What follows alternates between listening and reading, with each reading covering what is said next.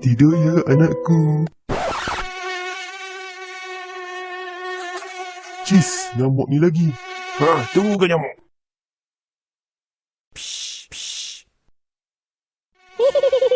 Tak rasa apa pun, Kak.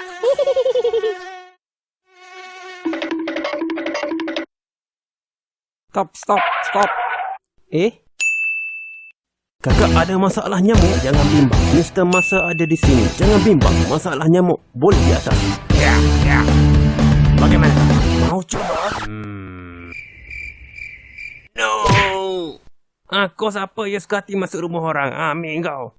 Gunakan 3 circle agar salesman obat nyamuk tidak muncul di dalam rumah anda. Dan jangan lupa untuk follow di FB dan IG. Yeah.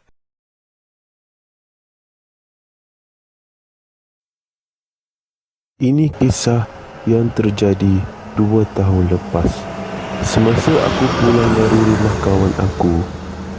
Masa itu, aku memandu kereta My VSE menuju ke rumah untuk menghantar barang kosmetik. Bagi aku, memandu pada waktu malam sudah menjadi kebiasaan. Dan aku tidak pernah mengalami apa-apa masalah sehinggalah pada malam ini. Aku memandu pada satu jalan yang tidak biasa aku lalu. Aku melihat sekeliling bagi memastikan kedudukan aku. Selepas aku tidak pasti lagi perjalanan aku terpaksa berhentikan kereta di tepi jalan yang gelap itu untuk double check direction aku. Tiba-tiba, aku terkejut dari bunyi ketukan tingkap kereta.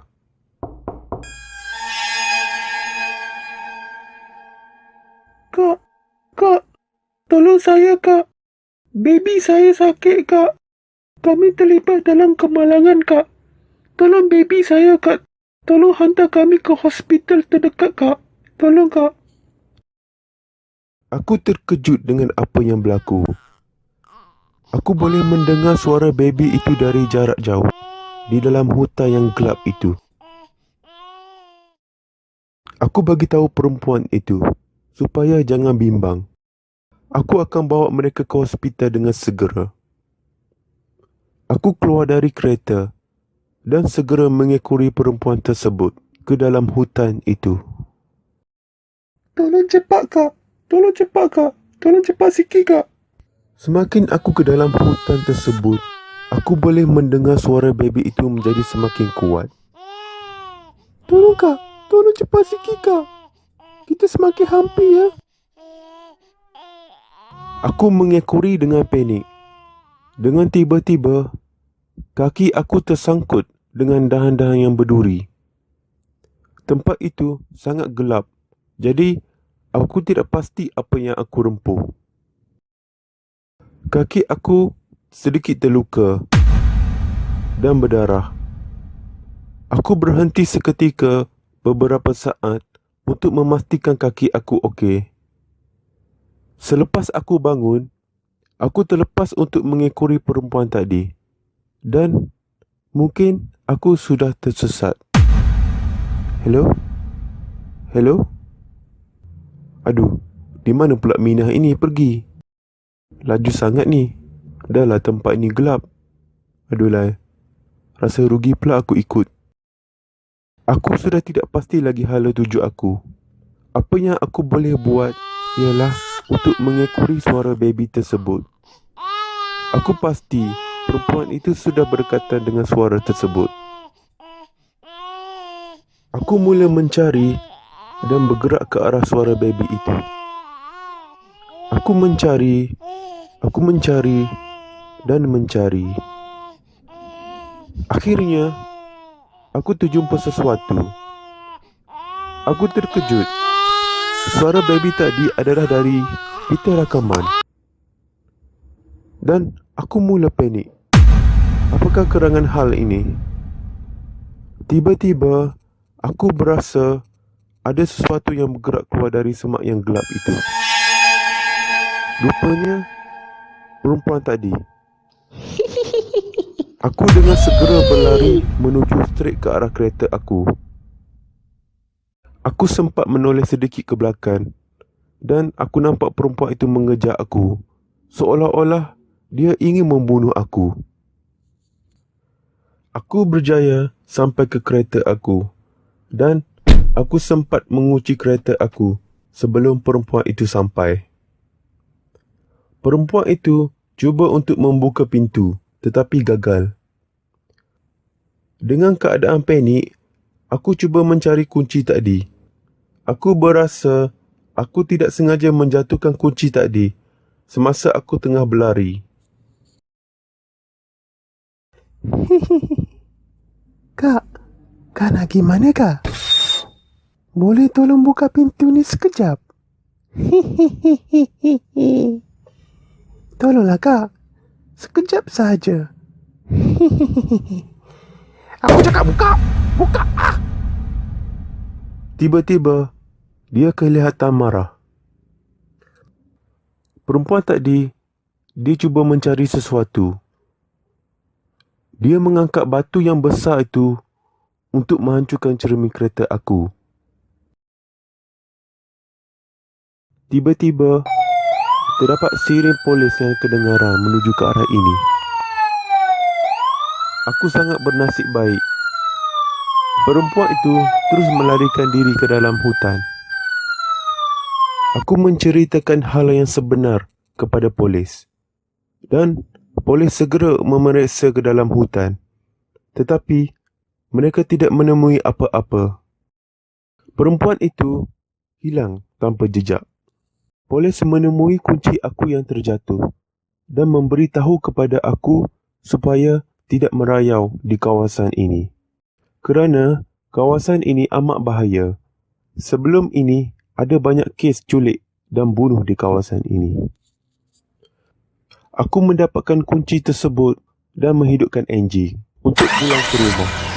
Pengalaman ini membuatkan aku tidak lagi mempercayai orang yang tidak dikenali, terutama sekali di tepi jalan.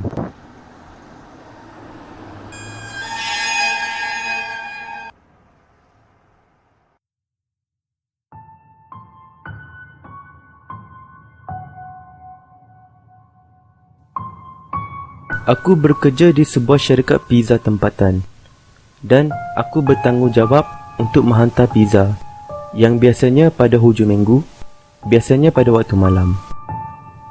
Aku tahu shift malam agak bahaya, jadi aku meminta bos supaya aku boleh bekerja pada shift petang atau pagi. Tetapi bos aku seakan menghiraukan permintaan aku dan memberikan apa saja shift yang aku tidak suka. Aku tahu kerja sebagai penghantar pizza adalah salah satu kerja yang bahaya. Tetapi, aku tidak boleh bayangkan apa yang berlaku kepada aku beberapa bulan yang lepas. Terdapat satu pelanggan yang selalu membuat panggilan yang sangat pelik dan menakutkan. Kadang-kadang, dia memanggil dan terus meletakkan telefon. Dan kadang-kadang, dia menelefon balik dan membuat suara yang sangat pelik dan meletakkan telefon. Kami beranggapan bahawa kemungkinan besar itu hanyalah prank yang dilakukan oleh orang yang tidak bertanggungjawab. Dan dia juga selalu memberi komen seperti, aku mahu order pizza yang besar dengan apples, perasa ayam dan perasa kulit manusia. Aku tidak boleh lupakannya itu. Dan selepas itu, biasanya kami akan meletakkan terus ganggang telefon. Kami tidak lagi melayani pelanggan itu kerana kami tahu apabila dia menelefon, nombornya telah disimpan dalam sistem. Selepas beberapa bulan kemudian, dia menelefon lagi. Dan kali ini, dia memesan makanan seperti biasa dan seperti orang lain. Tiada suara pelik dan tiada komen-komen yang pelik.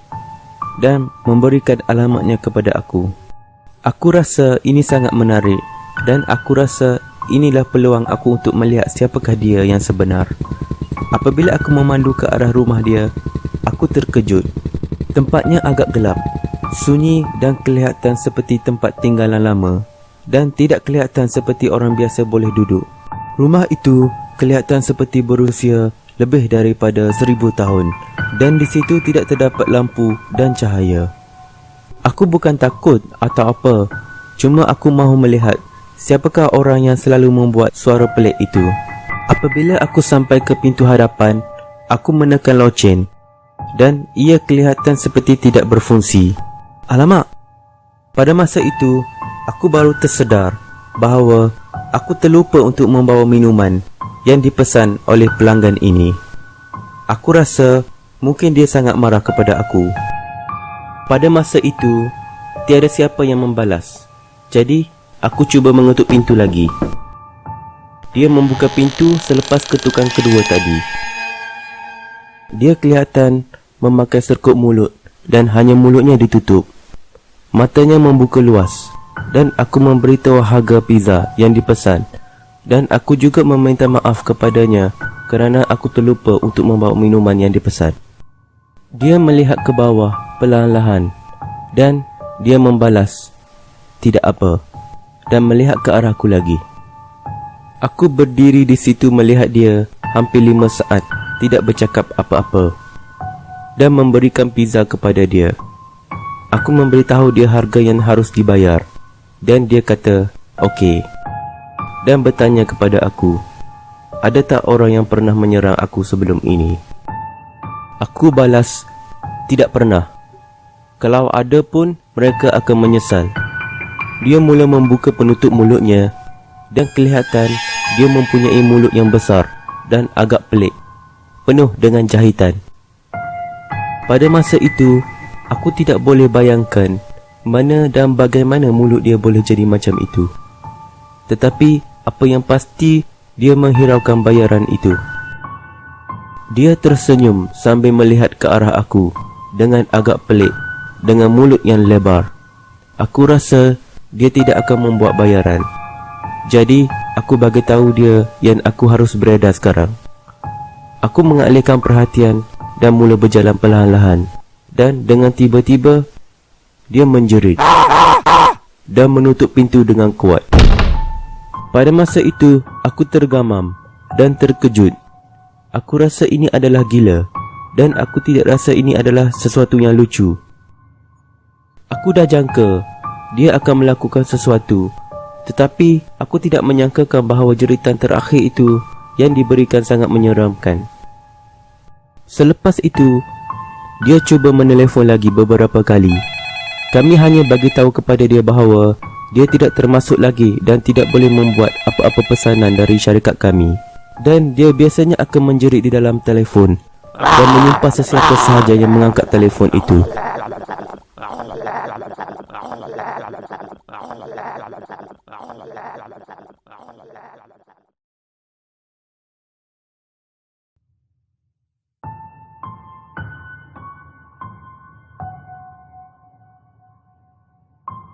Ini adalah sebuah kisah seorang nenek tua yang tinggal berseorangan setelah kematian suaminya beberapa tahun yang lalu. Terdapat keluarga kecil dari bandar menghantar anak mereka kepada nenek tersebut kerana kesibukan dengan kerja. Mereka terpaksa mengupah nenek untuk mengasuh anak mereka. Nenek tua tersebut telah mengambil dan menjaga budak itu semenjak dia dilahirkan lagi. Nenek sangat menyayangi budak itu dan menganggap dia sebagai anaknya sendiri. Walaupun begitu, budak itu dilihat mempunyai perangai yang pelik dan sangat nakal. Dia sering melakukan perkara-perkara yang tidak masuk akal seperti membuat prank, meletakkan tikus di atas katil dan membakar baju di dalam almari nenek tersebut. Walaupun nenek sudah mengetahui perbuatan itu, nenek tersebut tidak menganggap budak itu melakukan dengan sengaja. Dan tiada apa yang boleh menyekat kasih sayang daripada nenek tersebut terhadap budak itu. Budak itu tahu dan sangat sukakan perhatian yang diberikan oleh nenek tersebut. Walaupun begitu, ini semua berubah apabila terdapat baby baru yang menjejaki rumah tersebut. Selepas itu, nenek tidak boleh lagi memberikan perhatian kepada budak itu seperti yang dilakukan sebelum ini. Budak itu sangat bencikan keadaan ini. Pada suatu hari, budak itu mengambil baby tersebut dan melemaskan baby itu di dalam air tanpa belas kasihan. Selepas itu, keluarga itu menjumpai baby mereka yang sudah tidak bergerak lagi. Ibunya sangat sedih dengan apa yang berlaku dan mereka tidak faham bagaimana ini boleh terjadi. Sehinggalah budak tersebut memberitahu bahawa dia terlihat nenek tersebut yang masuk ke dalam bilik air dan melemaskan baby tersebut. Nenek sangat terkejut dengan apa yang dia dengar daripada budak itu. Keluarga itu percaya dengan kata-kata budak itu dan menganggap tidak mungkin seorang budak boleh melakukan perkara tersebut selain daripada orang yang sudah dewasa. Dan mereka segera melihat ke arah nenek dengan sangat marah yang teramat. Mereka menghantar nenek tersebut ke dalam bilik dan menyuruh supaya tidak pergi ke mana-mana, sehinggalah polis datang untuk menangkap beliau. 1 jam kemudian, nenek telah mengambil nyawanya sendiri. Nenek sangat sedih dengan apa yang dilakukan oleh budak itu. Bukan sahaja dia tidak dapat menerima kematian baby, dia juga tidak dapat menerima pengkhianatan yang dilakukan oleh budak yang disayangi itu. Dan salah satu jalan keluar adalah untuk mengakhiri segalanya. Beberapa dekad telah berlalu. Budak itu telah dewasa dan mempunyai kerja di sebuah syarikat pelaburan yang mempunyai kaitan dengan penipuan saham dan simpanan wang palsu. Ramai orang takut dan ramai orang tidak sukakannya. Dia juga tidak mempedulikan apa-apa. Dia juga telah berkahwin dan mempunyai seorang anak. Apa yang menarik, dia sangat menyayangi anak itu dengan sepenuh hati. Pada suatu hari, hari Jumaat, beberapa minggu kemudian, polis telah dipanggil ke rumah untuk menyiasat satu panggilan tentang seorang yang menjerit dan dipukul. Dia melihat ke arah polis tersebut dengan marah dan memanggil mereka bodoh dan menyuruh mereka untuk balik. Tiba-tiba, isterinya telah keluar secara perlahan-lahan di muka pintu dan mukanya kelihatan sangat jelas seperti dipukul. Lelaki itu kelihatan sangat terkejut dengan apa yang berlaku kepada isterinya. Isterinya mula bercakap dengan polis tersebut. Tuan, tolong saya. Tolong selamatkan baby saya. Tolong tuan. Polis dengan segera memasuki rumah mereka untuk memeriksa dan terjumpa baby mereka tersebut dengan keadaan yang sangat teruk. Baby itu telah dibunuh dengan sangat kejam dan tidak dapat dibayangkan bagaimana teruknya keadaan baby tersebut semasa dijumpai. Lelaki itu ditangkap dan disabitkan kesalahan membunuh dan menerima hukuman penjara seumur hidup. Ditinggalkan seorang diri selamanya di dalam penjara. Dia tidak dapat hidup lama kerana apa yang berlaku di dalam penjara adalah luar dari jangkaan, kerana di dalam penjara dia telah menjadi sasaran banduan yang lain. Walaupun begitu, tiada sesiapa pun yang peduli tentang apa yang berlaku kepada lelaki itu, terutama sekali isterinya sendiri.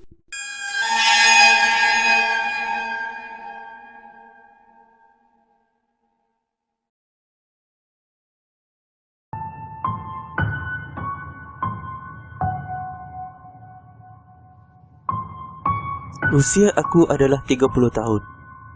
Cerita seram ini berlaku semasa aku masih kecil. Ibu aku adalah ibu tunggal dan dia terpaksa membuat dua kerja pada masa yang sama. Dia bekerja di kedai runcit pada waktu pagi dan menjual burger pada waktu malam. Jadi, pada suatu malam itu, aku tinggal berseorangan di sebuah apartmen. Tapi aku tidak kisah kerana aku sudah biasa. Aku boleh memasak sendiri untuk makan malam, mengemas rumah dan membuat kerja rumah dengan sendiri. Pada waktu petang pula, aku akan berjalan sendiri ke sekolah. Boleh dikatakan, aku sudah biasa dengan semua ini. Pada suatu malam itu, di apartmen aku sedang asyik menonton TV sambil memakan aiskrim berseorangan. Tiba-tiba, terdapat satu ketukan pintu di depan rumah aku. Aku terfikir, siapakah yang datang pada waktu sebegini? Biasanya ibu akan balik lewat malam dan biasanya dia akan menggunakan kunci untuk masuk. Jadi aku membuka pintu itu. Aku melihat seorang pakcik tua. Dia berdiri di depan dan tangannya berada di dalam poket sambil tersenyum. Aku menyapa, "Pakcik cari siapa ya?" Dia balas, "Hai gadis kecil yang cantik, ibu bapa ada di rumah tak?" Dengan bodohnya aku balas, "Mak saya tak ada kat rumah sekarang, jadi pakcik boleh datang balik esok." Dia kemudian tersenyum apabila soalan itu dibalas. Dia membalas, "Oh, jadi adik cantik duduk sorang-sorang lah ya?" "Ya saya." "Baiklah adik comel, selamat malam. Jangan buat masalah ya." Dia beredar dan aku segera menutup pintu. Dia kelihatan mesra, tetapi sedikit aneh pada masa yang sama. Dia juga kelihatan lucu. Kepalanya botak dan memakai spek lama dengan misai yang tidak terurus dan matanya kelihatan seperti tidak pernah tidur. Selepas 10 minit kemudian, terdapat satu ketukan yang kuat di pintu hadapan. Aku tidak tahu siapa itu, tetapi aku harus menyahut. Sebelum aku menyahut, ada sesuatu yang memberitahu aku supaya meletakkan rantai kunci dan aku tidak tahu kenapa. Biasanya aku tidak selalu menggunakan rantai kunci, tetapi aku tidak menyesal kerana apabila sahaja pintu dibuka, terdapat satu tolakan kuat dari seseorang dan tolakan itu disekat oleh rantai kunci. Aku melihat dan terkejut. Di celah pintu, dia adalah lelaki yang sama yang pernah datang tadi. Oh, adik rupanya. Abang nak tengok adik okey ke tak? Keadaan ini seakan-akan dia sudah tahu yang dia telah gagal untuk menerjah masuk dan cuba berlakon seperti tiada apa-apa yang berlaku. Aku menolak untuk menutup pintu dengan kuat. Pada masa itu, aku masih kecil dan aku tidak faham situasi atau bahaya yang bakal mengundang. Tapi kejadian itu masih membuatkan aku ketakutan dan aku mahukan ibu aku supaya balik dengan segera. 1 jam telah berlalu. Aku masih terfikir tentang kejadian tadi. Aku mula menonton televisyen untuk menenangkan fikiran aku. Dengan tiba-tiba, aku terdengar, Adik comel-comel, bagi abang masuk. Abang nak bagi hadiah ni. inilah situasi yang paling menakutkan sepanjang hidup aku. Lelaki yang sama itu datang lagi di muka pintu hadapan. Kali ini, dia bercakap melalui ruang surat yang kecil itu. Aku menjerit dan memberitahu dia supaya jangan ganggu aku. Dia menutup dan mula mengetuk pintu depan dengan sangat kuat, seolah-olah dia ingin merosakkan pintu itu. Dia juga menjerit dan menyuruh aku untuk buka pintu ini sekarang. Jika tidak, dia akan masuk dan bunuh aku. Aku hanya menyorok di belakang sofa dan berdoa supaya dia tidak akan dapat masuk ke dalam rumah. Dia akhirnya berhenti dan beredar dari situ selepas dia tahu yang dia telah gagal untuk membuka pintu itu. Beberapa jam kemudian, ibu aku pulang ke rumah dan melihat aku menangis keseorangan dan aku memberitahu segalanya kepada beliau tentang apa yang berlaku tadi. Kami memberitahu polis tetapi mereka gagal untuk mengesan orang itu. Aku mengingatkan kembali kejadian tadi dan aku rasa sangat bernasib baik kerana aku sempat berfikir untuk menggunakan rantai kunci. Jika tidak, aku tidak pasti apa akan jadi dekat aku.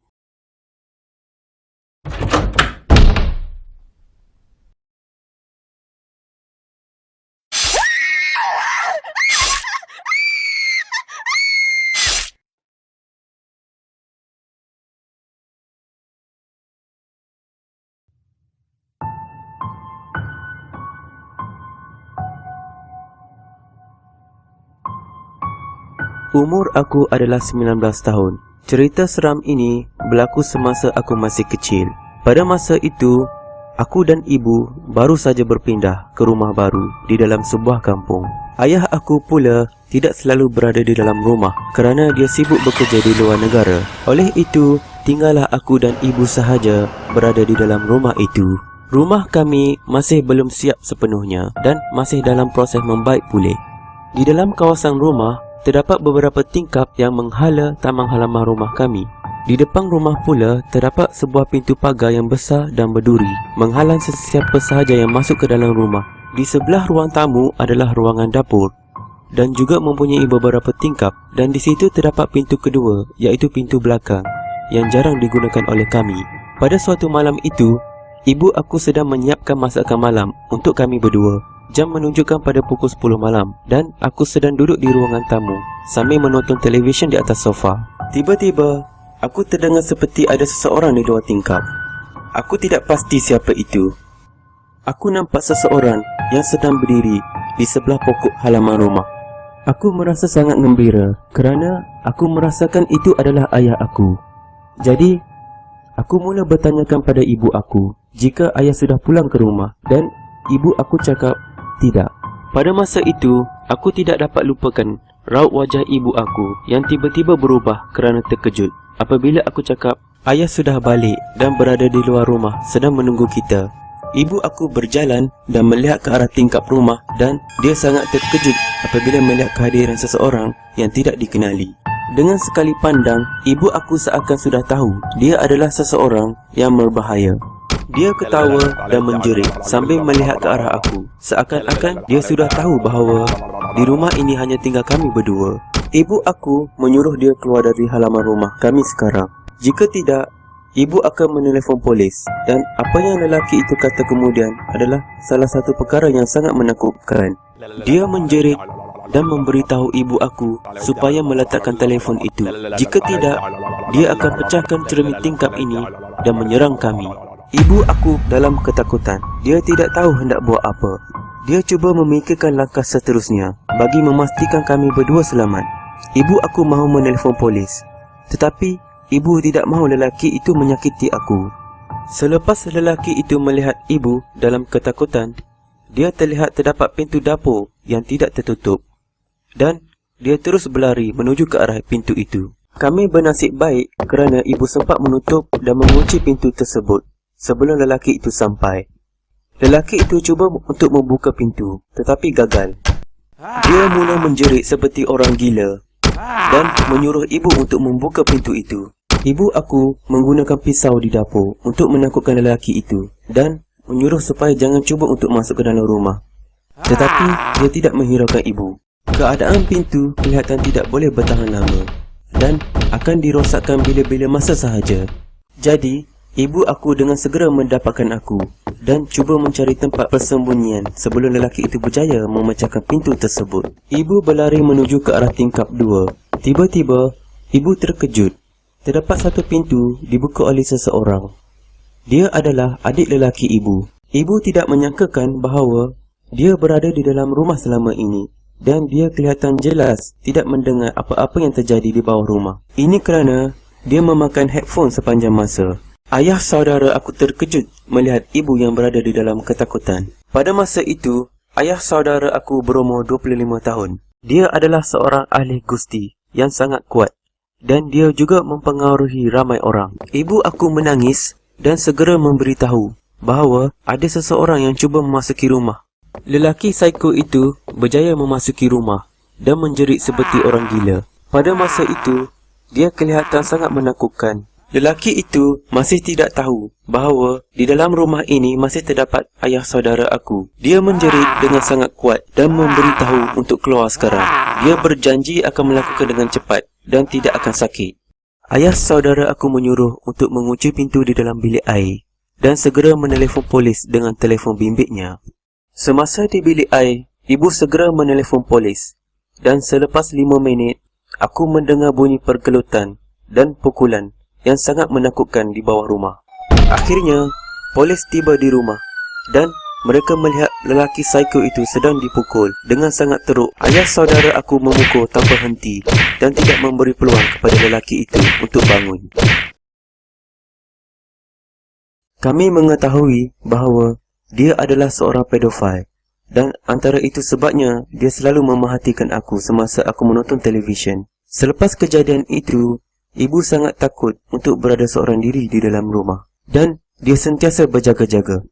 Kejadian itu telah menjadi memori di dalam ingatan aku untuk selama-lamanya. Dan aku juga sangat berterima kasih kepada ayah saudara aku kerana berada di tempat kejadian pada masa yang tepat. Jikalau ayah saudara aku tidak berada di situ, aku juga tidak pasti apa akan terjadi.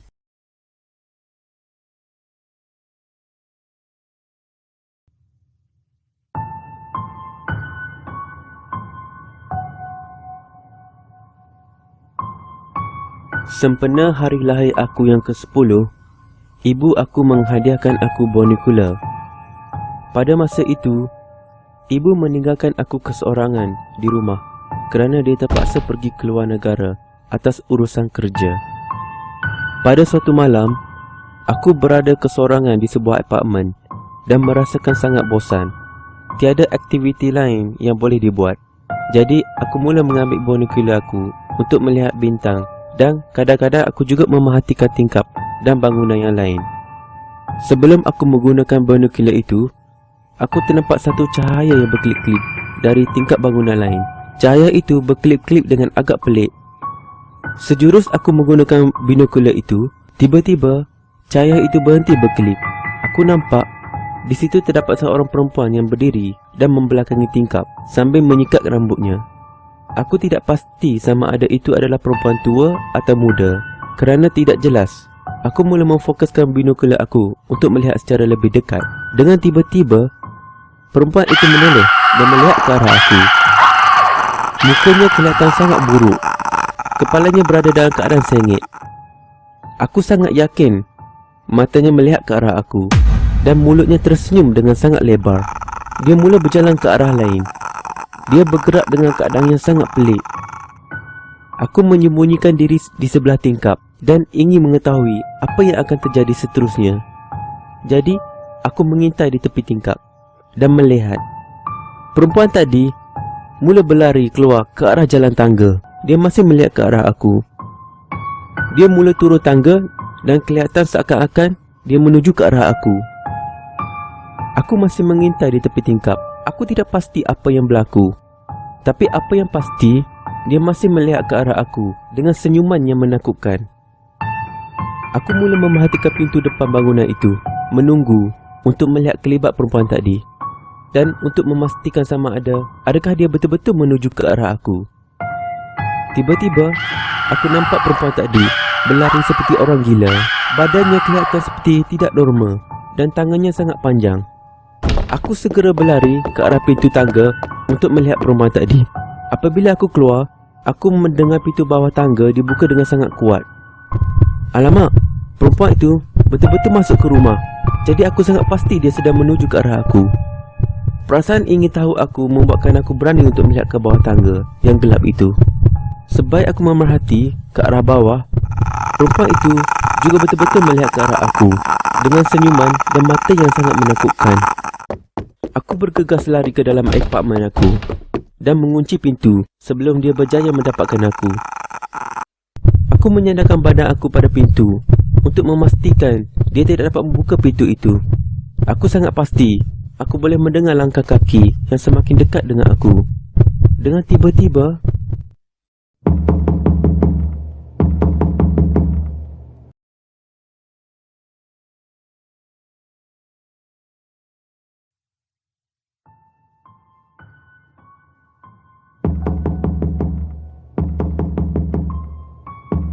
di dalam keadaan panik, aku terdengar ada seseorang atau sesuatu yang mengetuk pintu dari luar rumah. Selepas itu, bunyi ketukan berhenti secara tiba-tiba. Aku masih tidak pasti siapakah yang berada di luar, tapi suara itu, jika aku tidak silap, itu adalah suara Puan Sabariah, iaitu jiran aku di sebelah rumah. Aku mengintai di celah pintu dan memang benar, dia adalah Puan Sabariah. Puan Sabariah sangat baik dengan ibu aku dan selalu datang ke rumah untuk berbual dan juga kadang-kadang untuk membawangkan diri sendiri. Tapi pada malam ini, dia datang kerana dia mahu meminta sedikit gula untuk membuat masakan. Aku mula membuka pintu itu dengan perlahan-lahan. Puan Sabariah terkejut melihat keadaan aku yang berada dalam ketakutan. Dia kelihatan pelik dengan kelakuan aku yang mengintai ke arah lain seperti mencari sesuatu. Aku bertanya kepada Puan Sabariah jikalau dia ada melihat seorang perempuan yang menakutkan, dan dia ketawa. Dia berkata, kamu sudah pandai bergurau ya. Aku dengan segera pergi ke dapur untuk mendapatkan gula kepada Puan Sabariah dan meminta dia untuk masuk dulu ke dalam rumah. Puan Sabariah kemudian menolak untuk masuk ke dalam rumah dan dia akan tunggu saja di depan rumah sementara aku mencari gula di dapur. Selepas urusan aku selesai di dapur, aku terus pergi ke arah pintu depan untuk memberikan gula kepada dia. Tetapi Puan Sabariah tidak kelihatan. Pintu kelihatan terbuka luas. Aku rasa dia mesti terlupa sesuatu dan terus balik ke rumah. Jika dia mahukan gula ini, mungkin dia akan datang balik dan mengetuk pintu. Jadi aku dengan segera menutup pintu itu. Sebaik aku menutup pintu, aku segera berjalan menuju ke arah dapur untuk meletakkan balik gula yang aku ambil tadi. Tiba-tiba, aku berasa tidak tenang. Semasa menuju ke dapur, aku terkejut. aku ternampak seseorang yang berada di dapur. Melihat bentuk badan, aku boleh merasakan itu adalah Puan Sabaria. Aku tertanya kepada diri sendiri, bagaimanakah dia boleh masuk ke dalam rumah? Tadi aku tidak nampak pun dia berjalan masuk. Lampu di dalam bilik berkelip kembali dan tiba-tiba dia kelihatan ketawa. Aku terkejut dan tergamam. Dia adalah perempuan tadi. Dalam ketakutan, aku mula berlari sekuat hati menuju ke dalam bilik mandi, kerana di situ sahaja tempat yang paling selamat aku boleh capai. Dia mengejar aku dari belakang. Aku mahu melihat tetapi aku tidak berani. Aku berjaya masuk ke dalam bilik air dan mengunci pintu tersebut. Dia cuba untuk membuka pintu tetapi dia gagal. Selepas beberapa saat, keadaan di luar bilik tandas tiba-tiba senyap dan aku tidak tahu kenapa. Aku cuba mendekatkan telinga aku di pintu untuk mendengar. Tiba-tiba, dia masih berada di depan pintu dan aku tidak tahu hendak buat apa. Dia melihat ke arah aku dengan mata yang sangat menakutkan. Dengan tiba-tiba, dia berubah arah, keluar berlari ke arah tingkap. Aku boleh nampak dia di celah pintu yang dirosakkan itu. Beberapa jam kemudian, aku masih berada di dalam bilik air dan aku tidak berani untuk keluar. Aku terdengar bunyi langkah kaki di luar. Aku mengintai di celah pintu. Itu adalah ibu aku. Akhirnya aku selamat. Aku bergegas lari ke arah ibu dan menangis. Ibu menanyakan kenapa aku menangis dan apakah yang berlaku. Ibu memeluk aku dengan erat, tetapi aku tidak dapat mengatakan apa-apa selain menangis di sisinya.